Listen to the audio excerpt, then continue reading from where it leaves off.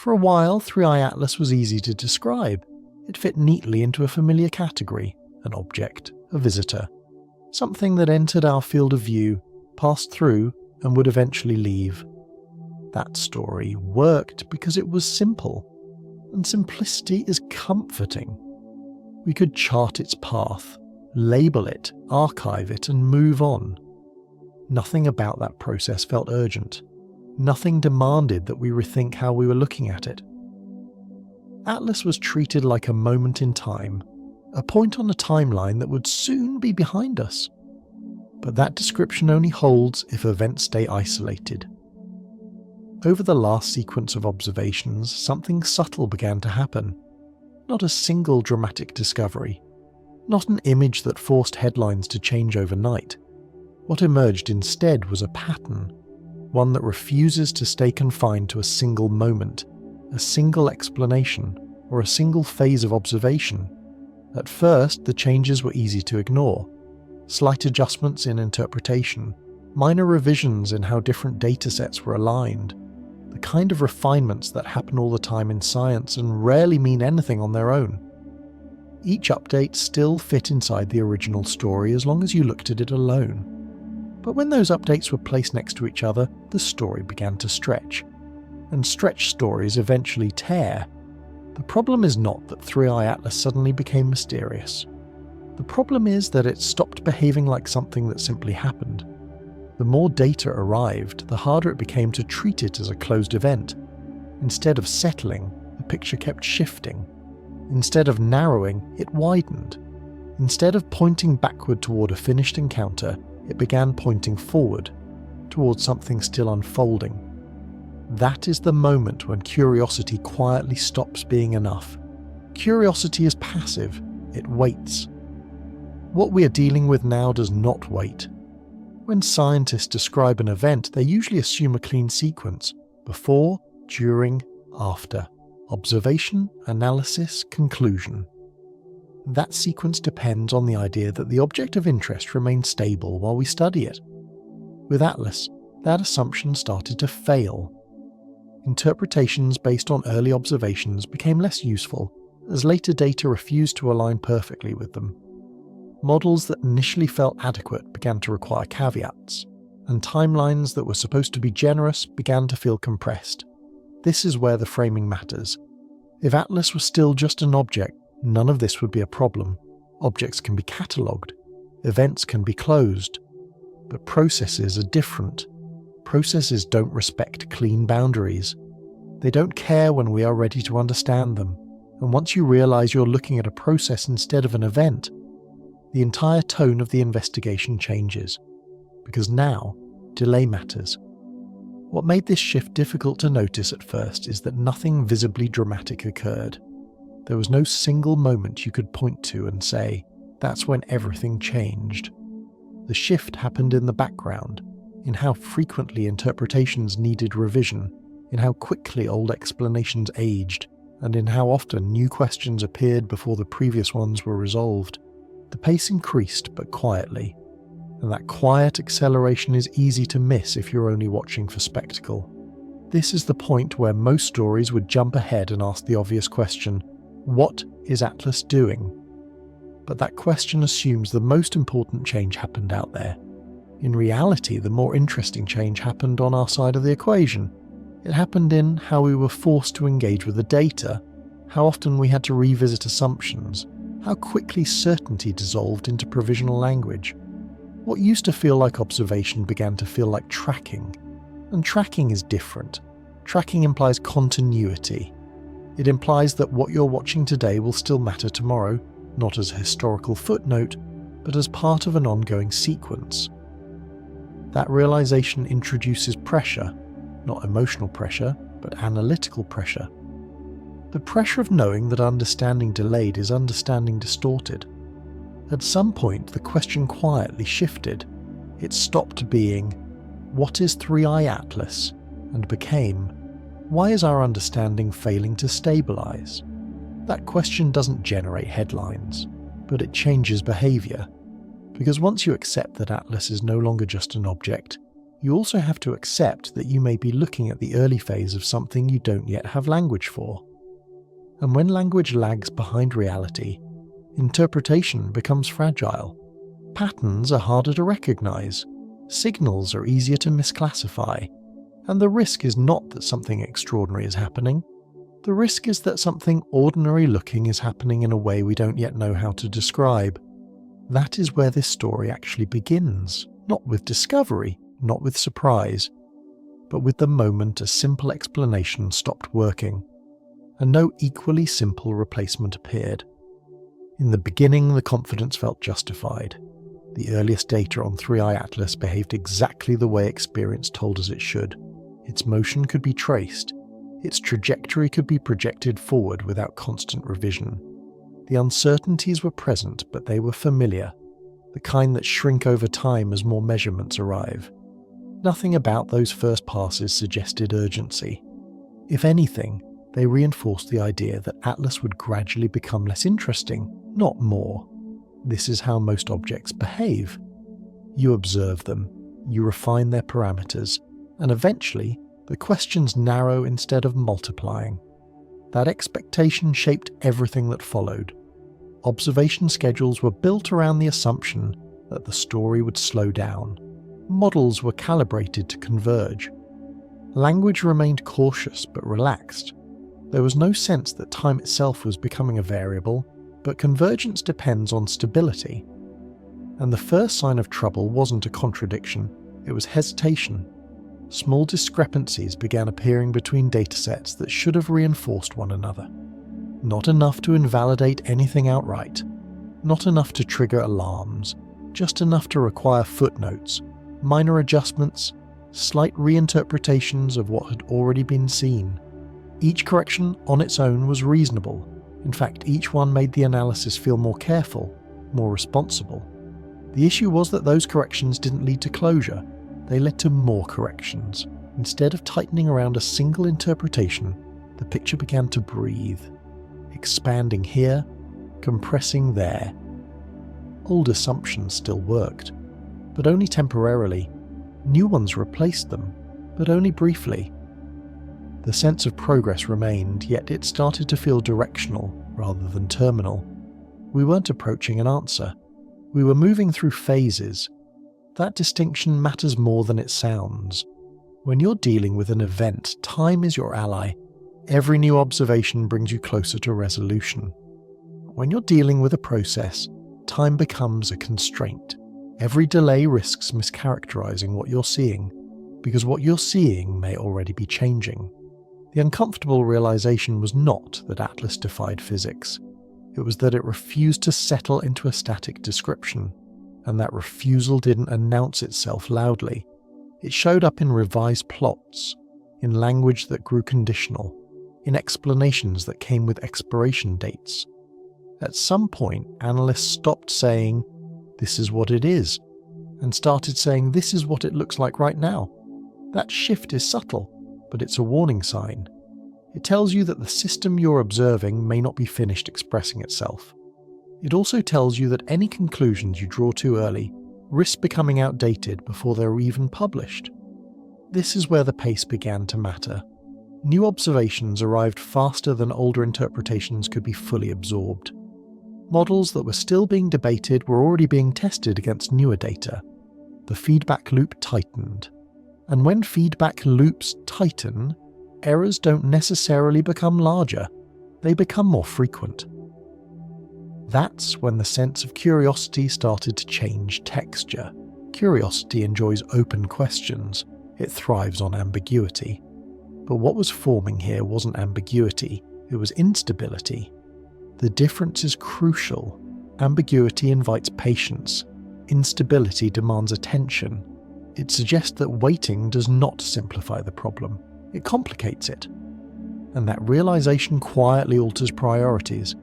It changes what data feels urgent. It changes which questions get asked first.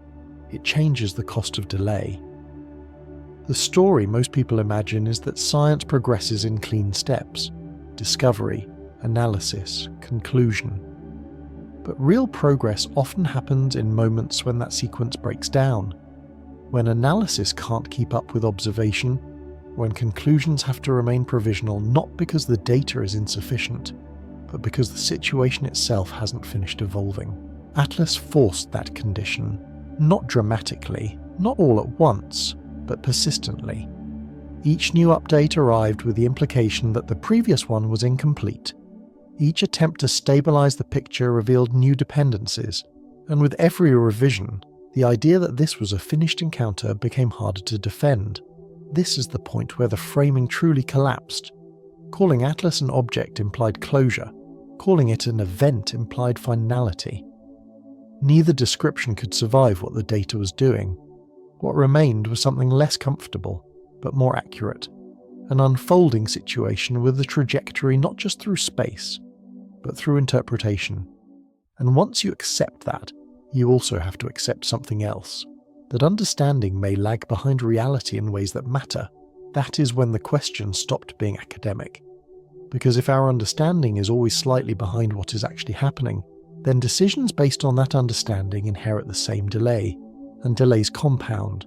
They affect how observation time is allocated, how models are trusted, how confidently conclusions are shared. This is where momentum quietly enters the story. Not the momentum of the object itself, but the momentum of interpretation. Once revisions begin accelerating, they create their own gravity. Old explanations fall away faster. New ones struggle to anchor, and the window in which clarity might have been easiest begins to narrow. By the time this shift became obvious, the tone had already changed. People were no longer asking when the story would end. They were asking how many phases it might still have left. And that is a fundamentally different question. The acceleration didn't announce itself with urgency.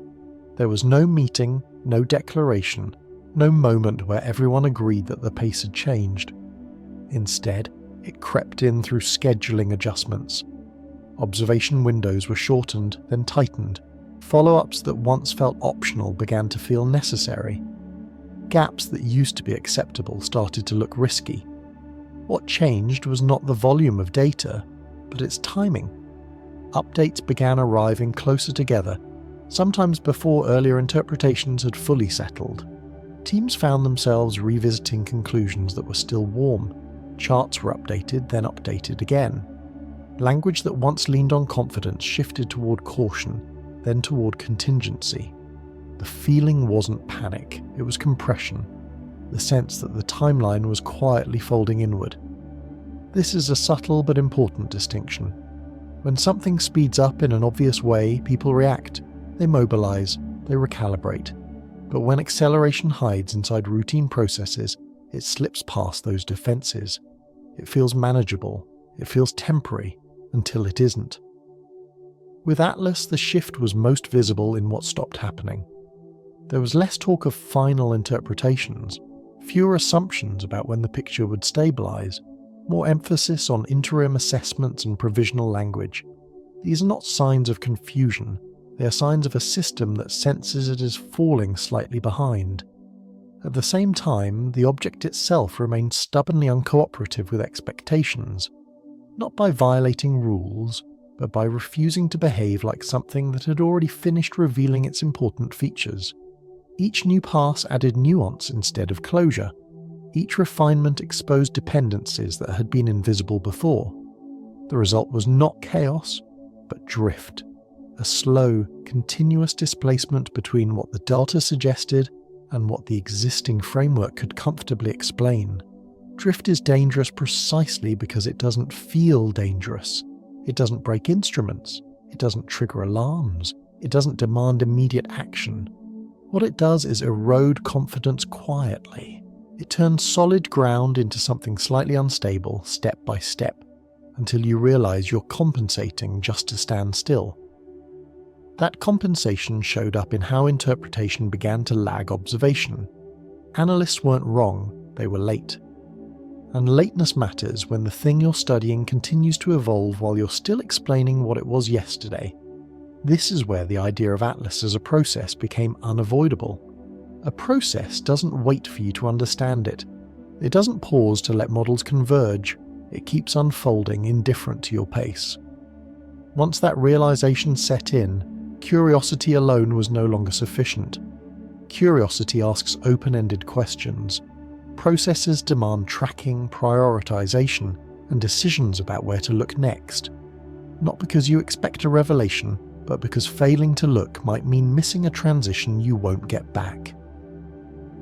That realization subtly changed the emotional temperature of the work. Not fear, not alarm, something closer to unease. Unease comes from recognizing that the assumptions that made things comfortable are no longer reliable, that the timeline you thought you had is shorter than expected, that the cost of waiting may be higher than the cost of acting without full certainty. And this is where the story crosses an invisible line.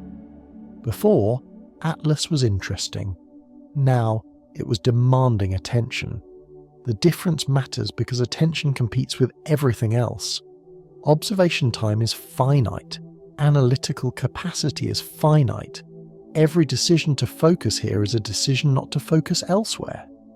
As Atlas demanded more continuity, it began to displace other priorities, quietly, without any formal declaration that it deserved to. That displacement is how you know something has changed. Events are scheduled. Processes reorganize schedules around themselves. By the time this became clear, the language had already adapted. People spoke less about the encounter and more about the sequence. Less about what Atlas was, more about what it continued to do. The question shifted from descriptive to anticipatory. Not what did we see, but what comes next if this trend holds. And once you start asking that question, you're no longer dealing with a closed story, you're dealing with momentum. Not physical momentum alone, but interpretive momentum. The kind that carries you forward whether you feel ready or not. The kind that narrows your options over time. The kind that makes missed windows feel heavier in hindsight than they did in the moment. This is why the sense of time pressure didn't feel dramatic. It felt procedural. It hid inside calendars, revision cycles, and review processes. But pressure doesn't need drama to matter. It only needs consequences. And the consequence here was simple. The longer understanding lagged behind change, the more fragile conclusions became. And fragile conclusions are dangerous not because they are wrong, but because they feel right just long enough to guide decisions that can't be easily undone. That is how a situation transitions from curiosity to concern without ever raising its voice. There is a specific moment in any long observation story when the relationship flips. At first, you feel like you're watching something from a comfortable distance. You choose when to look. You choose what matters. You decide when the story begins and ends. The object is passive and you are in control. Then quietly, that balance changes. You don't feel like you're observing anymore. You feel like you're keeping up. The psychological shift is subtle, but once it happens, it becomes hard to unfeel. The entire tone of the work changes, not because the data suddenly becomes terrifying, but because the cost of missing a transition becomes real. Missing a single phase means losing context. Losing context means misreading everything that follows. And processes punish misreadings more than events do, because a process doesn't let you restart from the beginning. This is where the story becomes compelling in a way that doesn't depend on sensational claims. Because the tension isn't in what Atlas might be. The tension is in whether we can describe what is happening before the description becomes obsolete, whether we can build a stable narrative faster than the situation evolves, whether our tools and habits are suited for a world where the thing we're studying refuses to become static, long enough to be comfortably understood. That's the point at which curiosity becomes insufficient, and something else takes its place. Obligation. Not moral obligation, analytical obligation. The sense that you are responsible for not missing the next step in the sequence. And once obligation enters, you get a new kind of pressure. Not the pressure of fear, but the pressure of accountability. If a phase shift happens and no one catches it, you don't just lose an observation, you lose the thread, you lose the narrative, you lose the ability to say with confidence what the earlier phases meant, because you don't know what they were building toward. That pressure is what makes the story feel like it accelerates, even if the object's motion is steady. The acceleration is in the cadence of interpretation. in the way your attention has to stay engaged because stepping away feels like gambling. This is also the point at which the human part of the story becomes visible, because the human part is not excitement, it's fatigue. It's the strain of trying to keep a coherent model alive while the inputs keep shifting. It's the awareness that your newest explanation might only survive until the next dataset arrives. It's the quiet frustration of watching your confidence become provisional again and again. And it's here that a different kind of question begins to rise. Not what does it mean, but what are we missing? That question is dangerous in a specific way. It doesn't mean conspiracy. It doesn't mean deception. It means a simpler, more uncomfortable truth, that our current frame may be incomplete, and we don't yet know which missing piece matters most. When a frame is incomplete, any new information can change the meaning of old information. That's why phase shifts matter. That's why tracking matters. And that's why once the story crosses this line, it stops being comfortable. Because comfort depends on closure, and closure depends on the belief that you already have the right categories. With Atlas, categories stopped feeling stable. The easiest response to that instability is to keep calling it an object and pretend the drift is normal. To keep telling the story like an event with a beginning and an end. To say, we'll know more later, the way you say it in situations where later will actually simplify the picture. But what if later doesn't simplify it? What if later makes it harder? That's the moment when the story becomes harder to put down, because the tension is no longer curiosity. It's the fear of being late to your own understanding. If you're watching this unfold, you start to notice something else. The more the picture fails to stabilize, the more the story itself begins to behave like a process. You don't have one definitive update. You have a sequence of updates that keep rearranging the meaning of the previous ones, and that sequence creates a kind of gravitational pull. Once you enter it, you feel compelled to follow it to the next step because stopping in the middle means carrying an incomplete map. That is why long-form stories work when they're built correctly. Not because they are long, but because they are structured around the need to complete the map. The viewer stays not for a fact, but for coherence. They stay because they sense that coherence is available, but only if they keep going. So here is the honest tension we're dealing with. We started with a simple narrative. A visitor, an object, an event. We now have an unfolding sequence that refuses to close, and somewhere inside that sequence is the reason the old narrative stopped working. If you want to understand why the tone changed, you don't start by jumping to exotic conclusions. You start by identifying the first place the story drifted, the first piece of data that seemed minor in isolation, but became meaningful once it was placed in context. Because that is how the whole thing works, not through one dramatic revelation, but through accumulation. That is where the 20 years idea becomes relevant without needing to be literal. The pattern isn't necessarily 20 years long. The mechanism is. The mechanism is that we ignore weak drift until drift becomes impossible to ignore. We treat small revisions as routine until we realize they were pointing in one direction all along. Then we look back and see the shape that was always there. The only way to keep that from happening again is to locate the earliest drift point, the moment the story stopped being stable, and follow it forward step by step without rushing. So that's what we're going to do. We're going to go back to the first quiet deviation, and we're going to treat it like the beginning of the process, not a footnote. Because once you see how the first deviation connects to the later ones, the story stops feeling like scattered updates and starts feeling like a single, accelerating arc. And once you see that arc, you'll understand why calling 3i Atlas just an object is no longer accurate. The first quiet deviation almost never looks important when it arrives. If it looked important, you wouldn't call it quiet.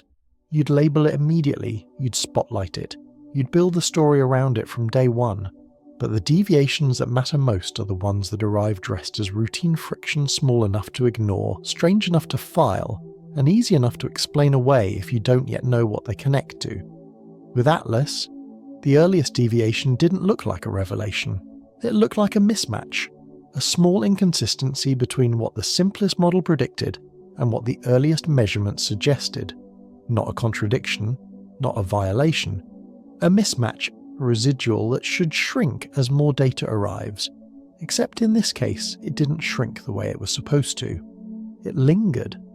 It remained just noticeable enough to be annoying, and just small enough to keep everyone calm. That is the perfect shape for a real beginning, because when a mismatch lingers, it forces choice.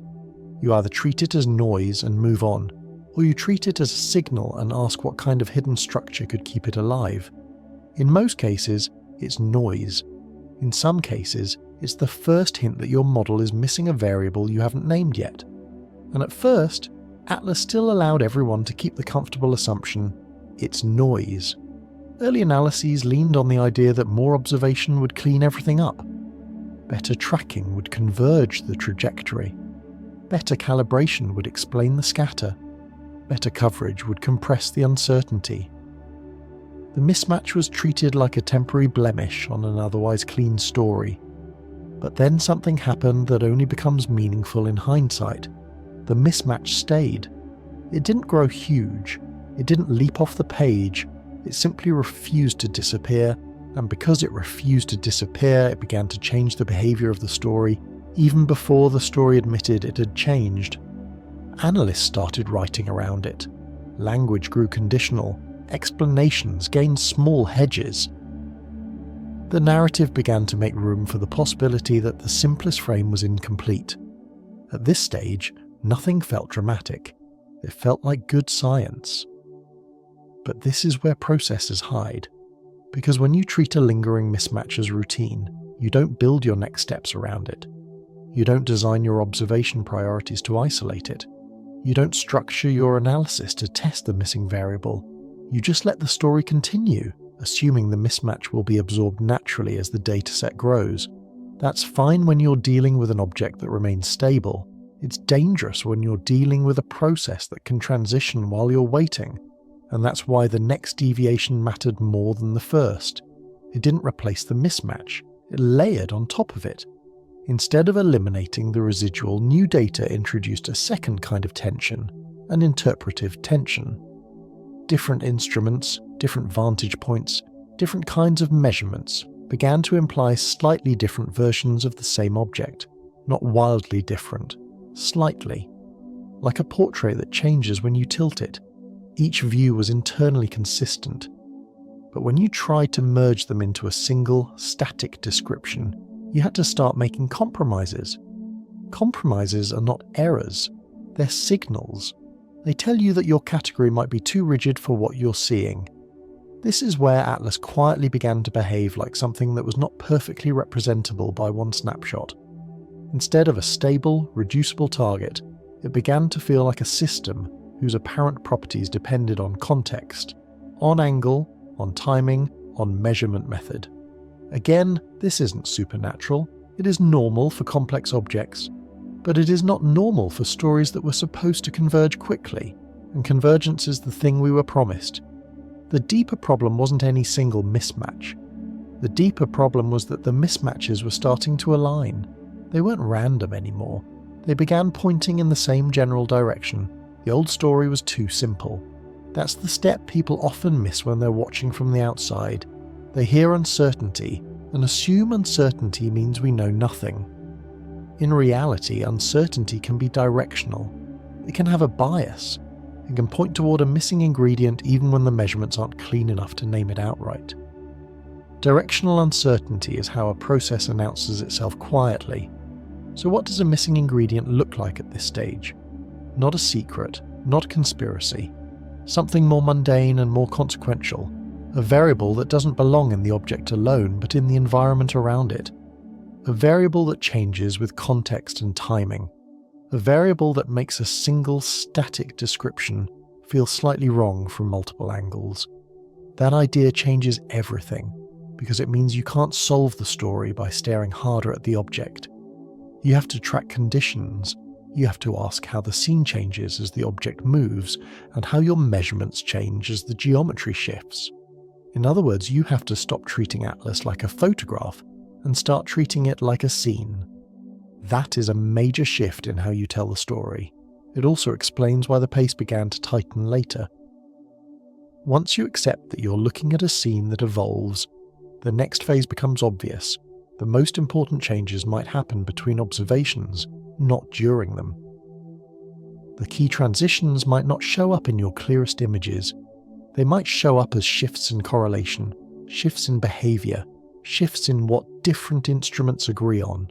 And once that possibility is on the table, you can't afford to treat observation as optional. You have to track, you have to follow, you have to stay close enough, often enough, that you don't miss the subtle transitions that turn drift into a new baseline. That is why the earliest mismatch matters. It's not impressive by itself, but it tells you where to begin the timeline, it tells you which thread to pull. And once you pull it, you discover that what looked like scattered updates is actually a connected arc. The next step is to follow that arc into the point where the pattern becomes undeniable, not because it becomes dramatic, but because it becomes repetitive. Because repetition is what turns a maybe into a we need a new frame. And once repetition enters, the story stops being about isolated observations and becomes about phases. That's when the video stops being a curiosity piece and becomes a long-form narrative you can't comfortably leave halfway through. Because the viewer knows the map is being built, and the map won't make sense until you see the next transition. Repetition is the moment uncertainty changes its character. A single anomaly can be dismissed. 2 can be coincidence. 3 can still be shrugged off if you want the world to remain simple. But once a deviation repeats under similar conditions, once it shows up again in the same place in the sequence, in the same kind of geometry, in the same kind of measurement tension, it stops being a problem with the data and starts becoming a feature of the situation. And that is the point where the story becomes difficult to walk away from, because repetition offers something the human mind is wired to chase: a rule. Even an incomplete rule. Even a rule you can't yet name.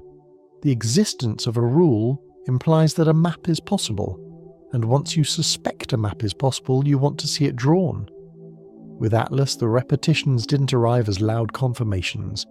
They arrived as recurring friction points, places where the analysis kept returning to the same uncomfortable crossroads. The same type of mismatch resurfacing when conditions aligned. The same need to add caveats in the same sections of the model. The same trade-offs between fits this dataset and fits that dataset. The same lingering sense that the object was refusing to be fully captured by a single frozen description. It's the kind of repetition that doesn't make you feel like you've discovered an answer. It makes you feel like you've discovered the shape of the question. And that is far more valuable in the early phase of an unfolding process, because answers can be wrong. Shapes rarely are. This is where the pace changes naturally without forcing it, because repetition creates anticipation. Once you've seen the same tension point twice, the viewer begins waiting for it the third time. They start predicting, even subconsciously, how the next update will behave. They're no longer just listening, they're participating. Their mind is running slightly ahead of your narration, trying to guess what will happen next, and that is exactly what keeps people watching long-form stories. The feeling that they are building the model alongside you, not just receiving information from you. In other words, the story stops being a lecture and becomes tracking. Not tracking the object alone, tracking the pattern. And once you frame it as tracking, you can accelerate without raising your voice. Because the acceleration isn't emotional, it's structural. You can begin stacking observations closer together. You can move from here is one point to here are 3 points that behave the same way. You can start compressing time while expanding meaning. That's the trick. The viewer experiences forward motion even as the tone stays calm because the connections become denser. The narrative becomes more efficient. You spend less time convincing them that something matters because repetition has already done that job for you. At this stage, you don't need to claim the object is changing in a dramatic way. You only need to show that our relationship with the data is changing in a consistent way. The same kinds of questions keep returning. The same gaps keep appearing. The same provisional language keeps surviving longer than it should. And the repetition quietly suggests one unsettling possibility. We might not be dealing with a simple target that our instruments are gradually clarifying. We might be dealing with a target plus context system, where the context itself is the missing variable, and context is not constant. Context evolves with geometry, timing, and conditions. If that's true, then more data doesn't automatically mean more clarity. More data can mean more structure, a structure you can only see if you stop expecting convergence and start looking for phases. That's the point where the story becomes a sequence of phase transitions rather than a pile of updates. Instead of asking, "What is it?" you begin asking, "What phase are we in right now?" And that is a much more gripping question, because phases imply an arrow of time. They imply that what you're seeing is not just accumulating but moving. People stay for moving stories. They don't stay for static ones. A static mystery gets frustrating. A moving one feels alive. And if you can make Atlas feel like a moving mystery, without resorting to fantasy, you've built the foundation for 90 minutes of attention. So what does a phase transition look like in a story like this? It rarely looks like a new object appearing in the frame. It looks like a threshold being crossed, a point where the same old explanation begins requiring too many adjustments to remain credible, a point where the exceptions begin outnumbering the rule, a point where the model can still be forced to fit, but only by turning it into a patchwork, and patchwork models have a smell. They don't smell like discovery, they smell like delay. They smell like us trying to preserve a comfort story longer than it deserves, and once you've smelled that, you can't ignore it, because the next question becomes unavoidable. What is the simpler explanation that makes the patchwork unnecessary? This is where long-form storytelling becomes powerful, because you can slow down and make that moment felt without dramatizing it. You can let the viewer sit in the discomfort of a model that is still technically working while becoming less trustworthy. You can show how professionals behave at that edge, how they hedge, how they qualify, how they keep revising, because that behavior is itself evidence that the story is changing. And then you can deliver the pivot the viewer is waiting for. The moment you stop trying to rescue the old frame and instead test a different one. Not a wild one, a cleaner one. A frame that says, maybe Atlas is not best described as a single thing with fixed properties. Maybe what we're observing is a system where apparent properties depend on conditions, and the conditions are shifting as the object moves.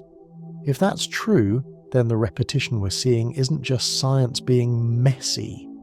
It's a clue that the object and its local scene, its interaction with sunlight, dust, charge, whatever the relevant variable turns out to be, cannot be separated cleanly in the way our first models assumed. And if they can't be separated, then every measurement is partly a measurement of the object and partly a measurement of the environment, and the environment is not a constant backdrop, it's part of the story. That is the pivot from curiosity to obligation in its most practical form. Because once you accept environment as part of the system, you no longer have the luxury of treating observation as occasional. You need continuity. You need cadence. You need to catch transitions, not just snapshots. You need to notice not only what Atlas looks like, but what changes around it as it progresses through different regions and different geometries, because those differences may be the missing variable that kept the early mismatches alive, and now the viewer has a reason to stay that isn't based on hype. They stay because they want the map. They want to see where the repetition leads. They want to know which transition finally breaks the old frame and reveals the new one. They don't need you to promise a shocking truth. They need you to promise coherence, and they will keep watching as long as each segment makes the map feel sharper. So the next step is the one that turns repetition into a turning point. We need to identify where the pattern stops being subtle and becomes operational, where the repetition starts changing priorities and decisions, not just interpretations. Because that's when the story stops being interesting data and becomes an unfolding situation. That is the phase where timelines begin to compress for real. The moment a pattern begins influencing decisions is the moment it becomes real in a way that can't be kept safely inside analysis.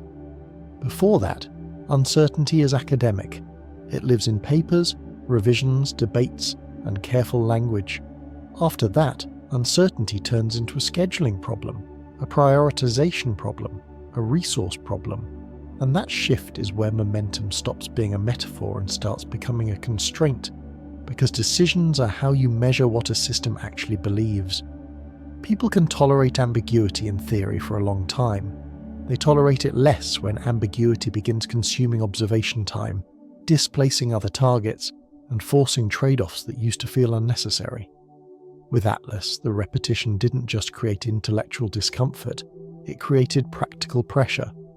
When the same mismatch keeps resurfacing, you can't treat it as a footnote forever. You begin asking whether your next observation should be designed to clarify the mismatch rather than simply collect more data. That's a major change because collect more data is a passive strategy. Clarifying a mismatch is an active one. It assumes the mismatch is meaningful enough to deserve targeted attention. And once you allocate targeted attention, you've admitted something important. The situation has crossed the line from routine to unresolved. This is also the moment the timeline begins to tighten in a way you can feel. Because targeted attention needs continuity. You can't isolate a variable if you only look occasionally. You can't catch a transition if you only sample the scene at comfortable intervals. If the thing you're tracking might shift between observations, then every gap becomes a potential blind spot. And blind spots become expensive when you're trying to build a coherent frame. They don't just hide information, they create false confidence. They make you believe you understand the sequence when you've actually missed a step.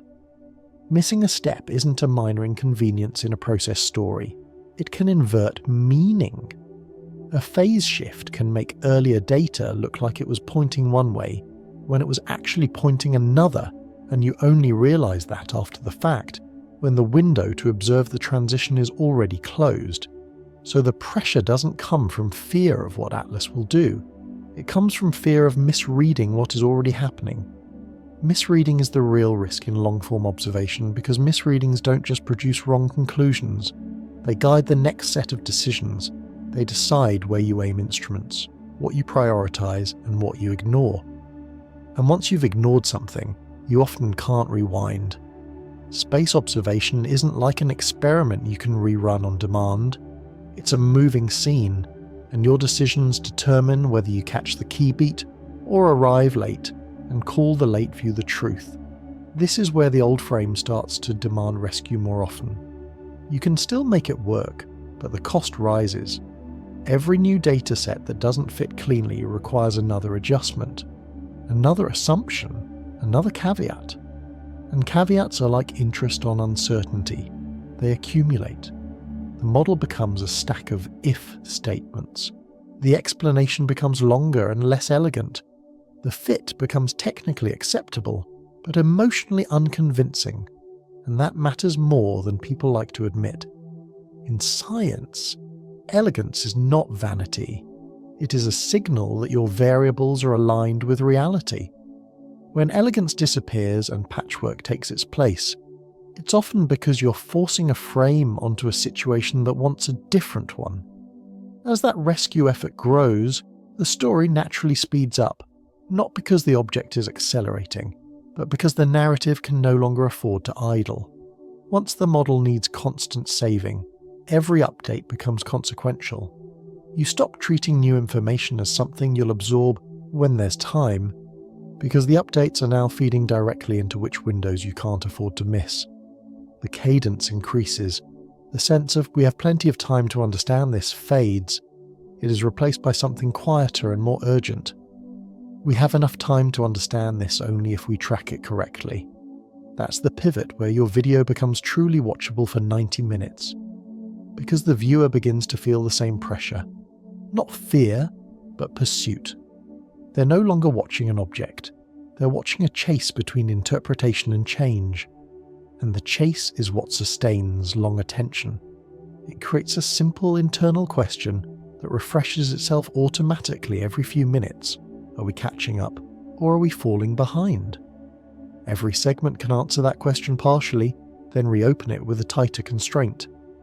That's how you keep the viewer moving forward without relying on cheap shocks. You're not promising a twist, you're building a tightening loop, and now the loop has a clear shape. First, a deviation appears, then it repeats. Then the repetitions begin bending decisions. Then decisions compress the timeline, and compression increases the cost of every missed update. And once missed updates become costly, the situation becomes structurally different from a normal observation story. It begins to behave like a process that is actively shaping our behaviour in response, even if it never does anything dramatic in the sky. This is the part where the viewer is ready for the first real escalation, not an escalation of claims, but an escalation of stakes inside the logic. Because if the process is shaping decisions, then the next question becomes unavoidable. What happens if the process transitions faster than we can track it? Not what happens to the object, but what happens to our ability to interpret it cleanly. That's the cleanest way to make the story feel urgent without turning it into sensationalism. The urgency is epistemic, it's about knowledge.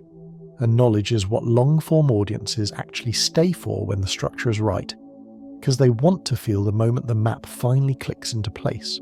So in the next phase, we follow the timeline into the point where compression becomes visible to outsiders, where the language shifts from interesting to time-bounded, where windows are described like they can close, where the story stops sounding like a curiosity and starts sounding like a situation, because that's when you know the process has crossed another threshold. Not in space, in us. When compression becomes visible, it changes how everyone talks. Not just the analysts, not just the scientists closest to the data, but the entire ecosystem around the observation. Language that once felt open-ended starts acquiring edges. Phrases like, "we'll know more later," quietly disappear and are replaced by something more constrained. This window, this phase, this opportunity. These aren't dramatic words, but they carry weight because they imply something finite. They imply that waiting is no longer neutral. Waiting becomes a choice with consequences. This is where the story begins to feel different even to people who aren't watching closely. The updates start to sound less like progress reports and more like checkpoints. Time references become more specific. Instead of broad ranges, you hear dates. Instead of eventually, you hear before. Instead of curiosity, you hear prioritization. None of this requires panic. It requires recognition. Recognition that the situation has shifted from something that can be understood at leisure to something that has to be followed while it unfolds. And this is where many long-form stories fail, because they mistake this shift for a call to escalate claims. They raise their voice, they sharpen their language, they try to convert pressure into spectacle. That's not what sustains attention over 90 minutes. What sustains attention is continuity. The feeling that each segment is tightening the same loop, not jumping to a new one. The viewer doesn't need louder claims. They need a clearer sense of trajectory. So instead of asking, "what is Atlas doing?" the story stays disciplined and asks a more useful question. What has changed in how we are forced to engage with it? That question has a measurable answer. It shows up in how often interpretations are revised. It shows up in how observation schedules are adjusted. It shows up in how frequently analysts return to the same unresolved tension points. These are not abstract signals. They're operational ones. They tell you when a situation has crossed from passive observation into active tracking. As this happens, another subtle transformation takes place. The story stops being about data accumulation and starts being about data timing. Timing is everything in a process story. It determines whether a measurement clarifies or confuses, whether a snapshot captures a transition or misses it entirely. Once timing matters, the cost of delay becomes asymmetric. A late observation is not just less useful, it can be misleading. It can lock in an interpretation that feels solid but is already outdated. And that is far more dangerous than admitting uncertainty. This is why the sense of urgency that develops here is not emotional. It is logistical. It lives in calendars, in coordination calls, in the quiet recognition that the next update cannot simply be absorbed whenever it arrives. It has to be contextualized immediately, because its meaning depends on what came just before it and what might come just after. The story becomes continuous by necessity, not by choice. For the viewer, this is the moment when the narrative hook fully sets. not because something shocking has happened, but because something irreversible has. The story has crossed a threshold where stepping away means missing context that can't be recovered later. That's the same mechanism that keeps people watching a long investigation or a serialized drama. It's not curiosity about an answer, it's fear of losing the thread. And once the thread exists, the narrative can stretch. At this stage, it becomes possible to introduce complexity without losing the audience, because the complexity serves a single purpose: sharpening the map. You're no longer adding details for their own sake, you're adding them to resolve a specific tension. Each new piece of information either tightens the pattern or challenges it, and both outcomes are interesting because they move the story forward. Even uncertainty becomes productive because it tells you where the boundaries of the current frame lie. This is also where the idea of phases becomes essential. Phases give structure to continuity. They allow you to talk about change without claiming chaos. A phase implies internal consistency over a period of time, followed by a transition that reorganizes the system. Once you frame the story this way, the viewer intuitively understands why earlier explanations aren't wrong. They were phase appropriate. They worked until the system moved on. And that understanding prevents frustration, because it replaces the expectation of final answers with the expectation of progression. Progression is what long attention feeds on. As the story moves deeper into this mode, something else becomes apparent. The questions begin to outrun the data in a very specific way, not because there is too little information, but because the information is arriving faster than it can be fully integrated.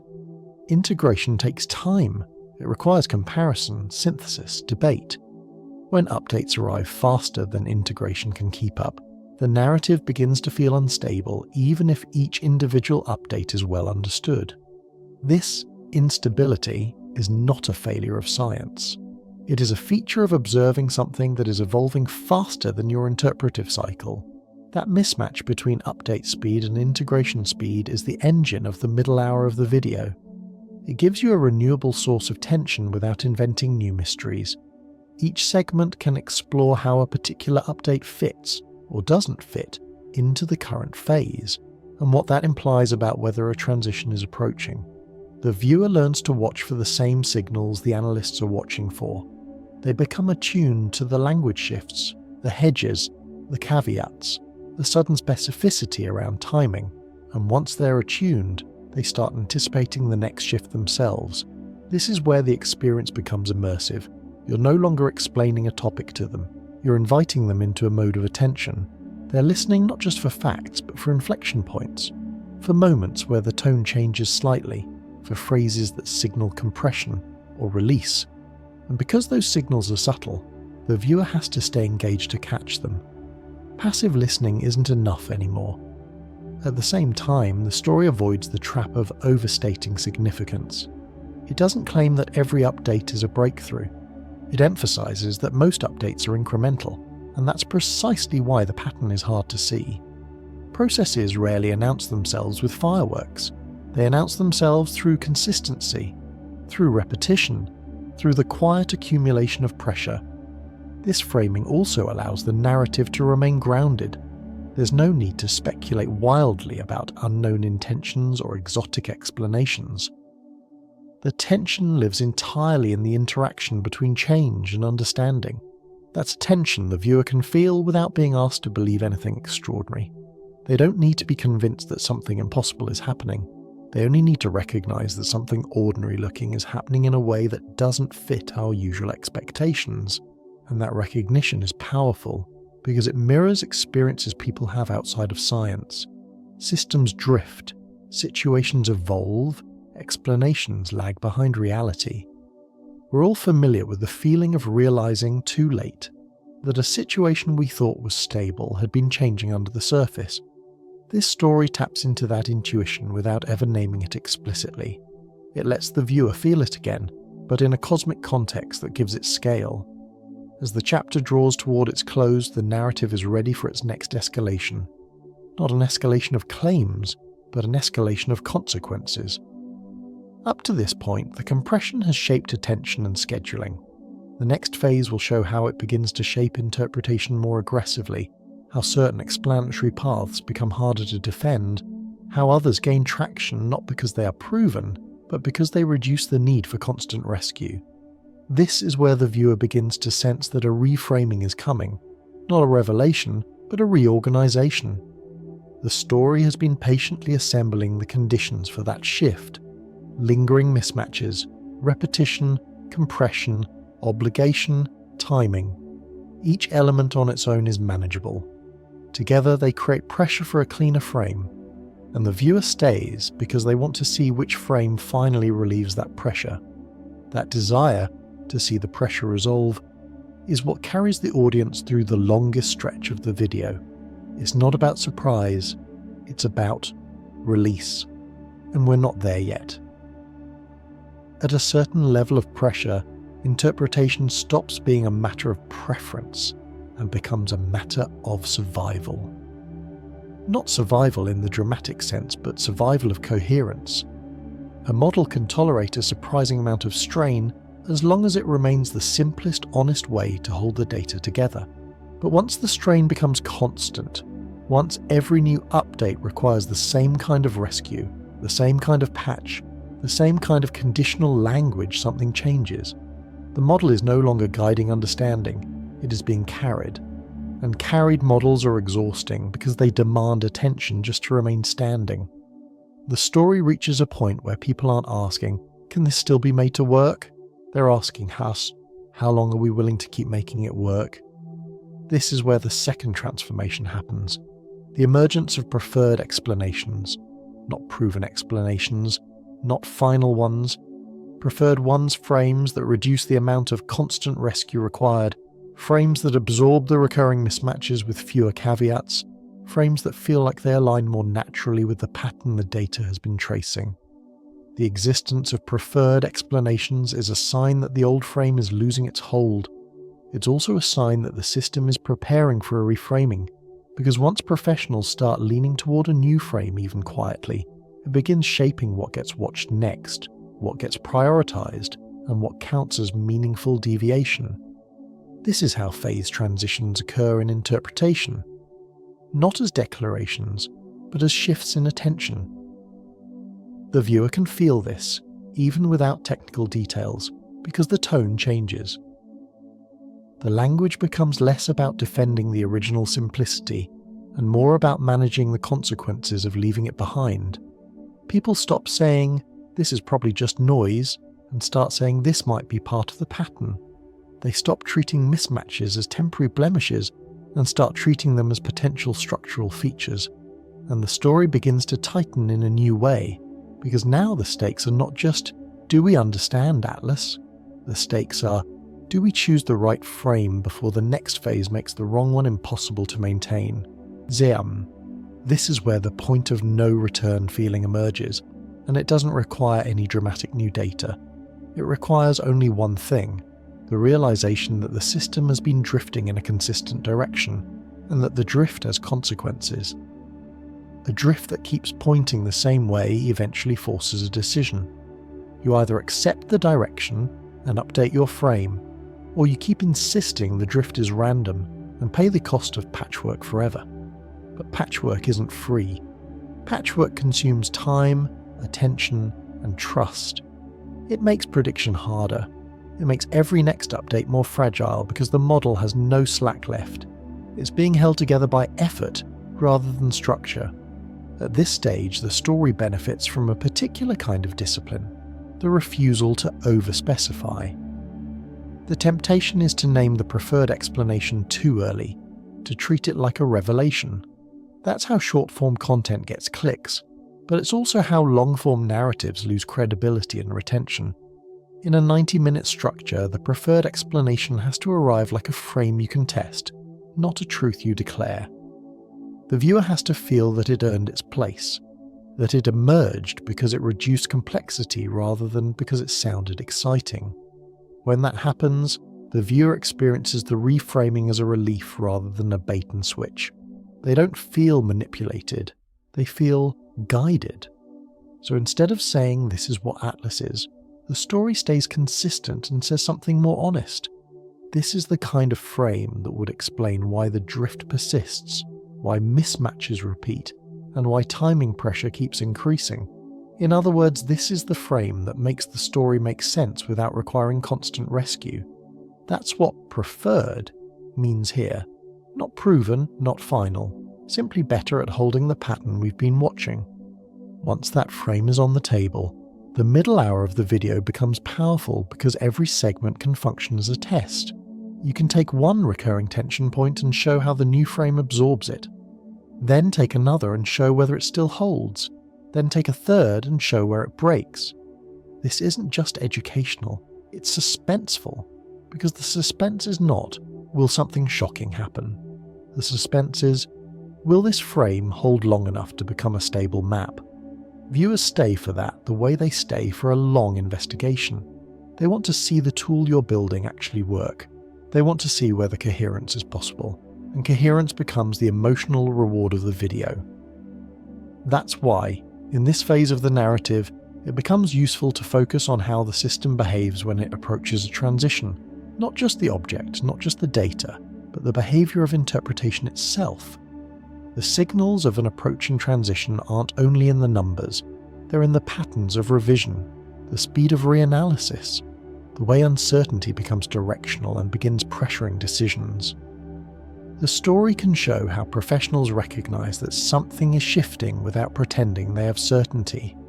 It can show what it looks like when confidence becomes provisional, not because people are careless, but because the reality they're tracking is not cooperating with the pace of closure. If you want a viewer to stay for the full length, this is the kind of narrative honesty that keeps them anchored. It feels real. It feels like the world. It feels like a genuine attempt to understand an unfolding situation, rather than a performance built to harvest attention. And the irony is that this honesty produces stronger attention than exaggeration, because it builds trust. When the viewer senses you're not forcing a conclusion, they stop bracing for disappointment. They relax into the structure. They let the story carry them. Now, at this point, a new kind of hook becomes possible, one that doesn't rely on a new mystery, but on an inevitability. Once a preferred frame emerges and begins to shape observation priorities, the story gains a forward arrow. The question becomes not just, what does this mean, but what happens next if the frame is right? And that question naturally creates anticipation, because it ties the present phase to a future transition. It's a promise that the story is going somewhere. Not to a twist, but to a threshold. Viewers will follow thresholds. Thresholds imply change, so the narrative begins to speak in the language of approaching boundaries, not in sensational terms, but in practical ones. If this pattern holds, the next observation should look like this. If it doesn't, they should look like that. If this frame is correct, then the drift we've been watching should intensify under these conditions and relax under those. That is how you keep the viewer engaged without raising your voice. You give them a way to watch with you. You give them a mental checklist. You turn them into a participant. And now something important happens. The story becomes self-propelling. Because once you've given the viewer the checklist, every new segment can begin with a question and end with an update. Did the pattern behave the way the frame predicted? Did the tension point repeat? Did the drift tighten? Did the timeline compress further? Each time you answer one of those questions, you can open a slightly deeper one. The viewer feels progress, not because you've solved the mystery, but because the map is becoming more detailed. This is also where the combined themes finally fuse into one coherent engine. Atlas is not an event anymore, because the story is now about phases and transitions rather than a single pass. Something is actively happening. Not necessarily in a dramatic physical sense, but in the sense that the interpretive system cannot settle. It is being forced to move with the object. And we are past the point of curiosity because the pressure is no longer optional. It's embedded in the logic of tracking. If you don't track, you don't understand. If you don't understand, your future interpretations degrade. If your interpretations degrade, your decisions degrade. And in any system that relies on decision-making under uncertainty, that is the definition of a problem. The viewer doesn't need to be told that this matters, they can feel it. Because the structure of the story has changed from learn about a thing to follow a chase. And a chase is inherently watchable. It creates tension without melodrama, because the tension is in whether the pursuer can keep up. Now the chapter can push the pace again, but it does it by tightening the loop, not by introducing new unrelated threads. It takes the idea of preferred frames and shows their consequences. When a new frame begins to dominate, it changes what people count as normal. It changes what anomalies are allowed to remain footnotes. It changes which updates are considered routine and which are considered signals. It reshapes the map itself.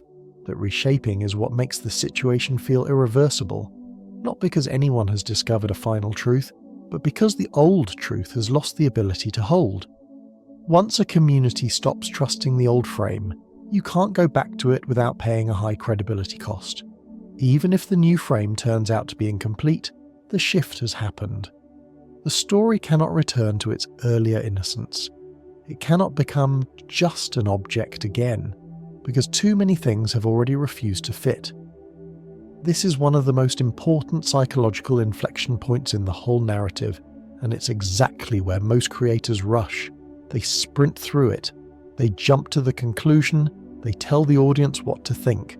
But if you slow down here, if you let the viewer experience the loss of the old frame the way professionals experience it, you create a deeper investment. The viewer begins to feel ownership of the transition. They feel like they witnessed it rather than being told about it. That produces the kind of retention that lasts an hour, not a minute.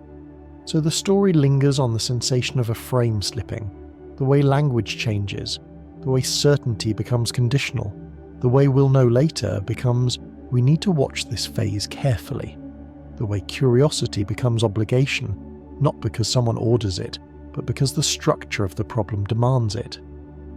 And then, just when the viewer has adjusted this new mode, the story introduces its next boundary, the recognition that the process has a cadence, and cadence implies that the next shift may be approaching whether we feel ready or not.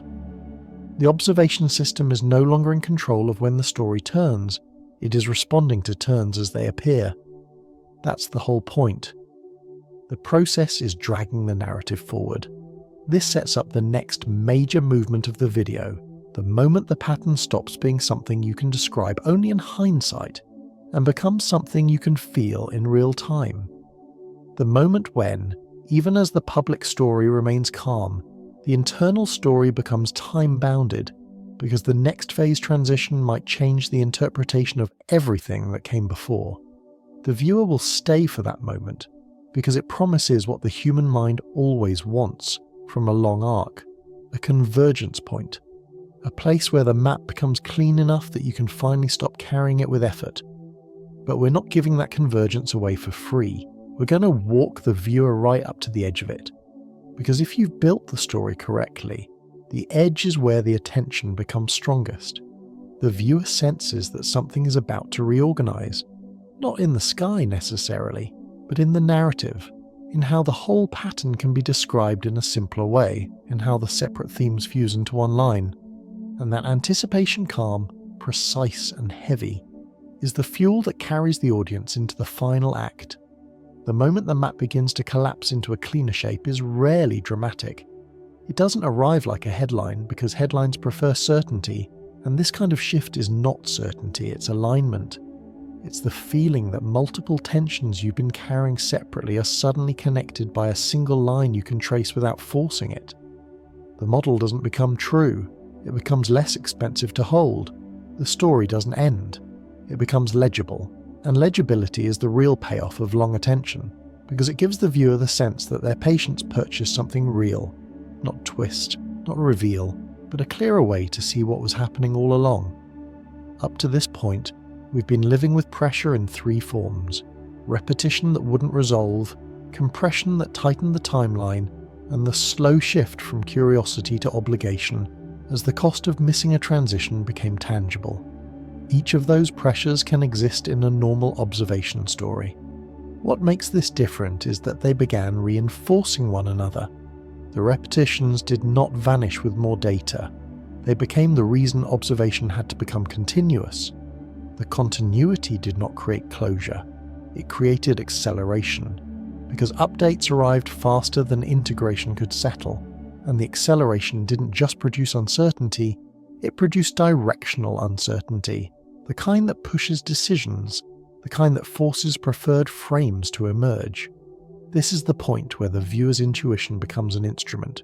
Even without numbers, even without technical plots, you can feel what's happening when a narrative behaves this way. You can feel the weight of a model being rescued too often. You can feel the subtle embarrassment in language that keeps qualifying itself. You can feel the tightening loop, the chase between interpretation and the moving scene.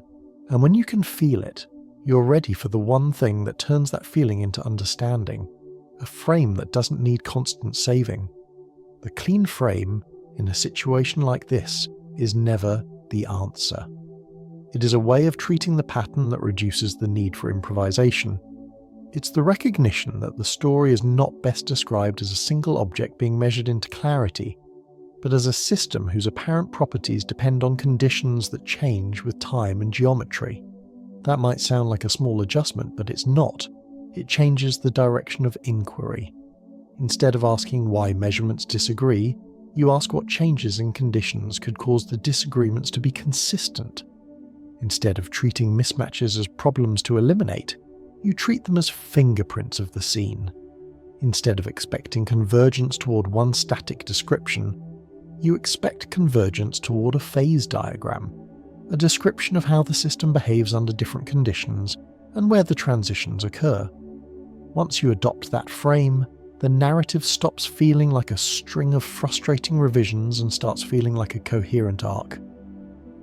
The early mismatch is no longer an annoyance, it's the first hint that the scene mattered. The repetition is no longer noise, it's the sign that the same conditions were being encountered again and again. The compression is no longer a feeling, it's the consequence of needing continuity to catch transitions between conditions. The shift from curiosity to obligation is no longer a rhetorical move. It's what happens when the system you're tracking can change state between observations, making gaps dangerous. Everything that felt separate becomes part of a single mechanism, and that is what makes the map collapse into a simpler shape. The best part of this kind of story is that it doesn't need you to claim anything extraordinary about intent or purpose. It doesn't require a villain. It doesn't even require a dramatic physical transformation. The drama is structural. A system that can shift state forces observers into a chase. A chase produces pressure. Pressure exposes the limits of old frames. Limits produce reframing, and reframing reveals that what looked like uncertainty was actually structure. That's the full arc, and it's the kind of arc that holds for 90 minutes. Because it has a living engine, you can keep feeding it examples, you can keep showing how each phase behaves, you can keep returning to the same core anomaly with deeper context, and the viewer doesn't feel like you're stalling, they feel like you're tightening the map. This is also where the combined themes finally stop feeling like three separate ideas. Not an event anymore, becomes the recognition that there are phases, not a single pass. Actively happening becomes the recognition that the scene is not static, and that state changes can occur as conditions evolve. Past the point of curiosity becomes the recognition that when you are tracking a system with transitions, the cost of missing a step is too high for passive interest. Put together, those themes become one story, a visitor that forced us to abandon the comfort of a single narrative and adopt the discipline of tracking, because the situation would not sit still long enough to be described at leisure. Now, if you want the ending to be strong without being loud, you don't end by declaring what Atlas is, you end by declaring what has changed in the way we have to look. Because that change is real, whether the final physical explanation turns out to be mundane or surprising. It's real even if the preferred frame later evolves into something more precise, or even if some parts of it are revised. The key outcome is that we've crossed into a mode where we can no longer pretend the old simplicity is adequate. We can no longer treat the story as something that happened and is now over. We are forced to treat it as something with phases, with timing, and with consequences for how quickly understanding can lag behind a moving scene. And that brings us to the final tension, the one that doesn't depend on speculation. When a story becomes process-like, it creates a new kind of vulnerability, interpretive inertia. Inertia is the tendency to keep using yesterday's frame because it worked yesterday, even when it is becoming less accurate today. In slow systems, inertia is harmless. In fast systems, inertia becomes a risk. It makes you late to your own understanding, and lateness is the one cost that can't be recovered by adding more effort later, because the scene you needed to observe has already moved on. This is where the quiet moral lands without turning into a lecture. It's not be afraid, it's not believe this, it's not even this is unprecedented, it's simply this. In a world where the things we watch can transition, attention is not optional. Attention is infrastructure. The ability to notice phase shifts early, to compare signals, to keep a coherent timeline, is the difference between learning in real time and learning in hindsight. And learning in hindsight is always more expensive because it arrives after the window is closed. So the strongest ending is not a conclusion. It's a commitment to a method that says, we will treat the next phase as observable, not as a surprise. We will treat repetition as signal until proven otherwise.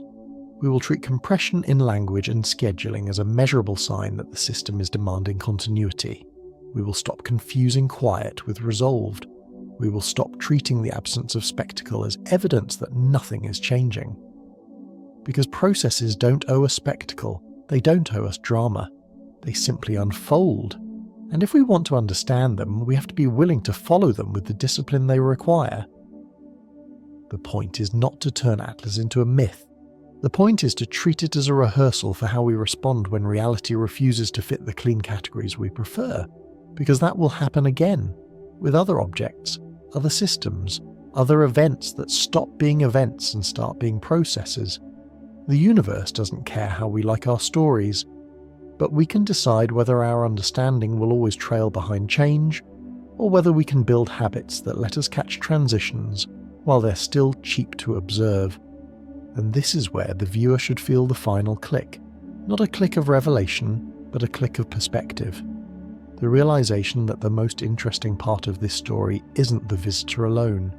It's the way our attempt to describe it exposed a limit in how we expect understanding to behave. We expected convergence, we got phases, we expected closure, we got continuity, we expected a static description, we got a moving scene. And once you accept that, the entire narrative becomes more coherent. It stops being a series of confusing revisions and becomes a clear arc. A simple frame failed, repetition revealed a pattern, compression forced tracking, tracking forced reframing, and reframing made the pattern legible. That's the kind of ending that doesn't manipulate. It doesn't promise a secret. It doesn't inflate danger. It rewards attention with coherence. It leaves the viewer with a clean internal summary they can carry away. This was not about a single object. This was about a shift from event thinking to process thinking, triggered by a pattern that refused to resolve and a timeline that refused to slow down. If they can say that in their own words, they will feel satisfied. They will feel like the long watch was worth it. And if they feel that, they will trust you the next time you ask them to follow a story that unfolds slowly, quietly, and with real weight. So we end here, calmly, with the only honest statement that holds no matter how the details evolve. 3i Atlas is no longer just something we watched. It is something that changed how watching has to work. It turned a comfortable observation into a chase, and once you've been in that chase, it becomes difficult to go back to the old innocence, the idea that you can simply glance at the sky, label what you see, and move on. Because some stories do not allow you to move on until you've followed the sequence to the point where it becomes legible. That is what we've done. Not to close the case, but to learn how to keep up with a world that doesn't pause for our understanding.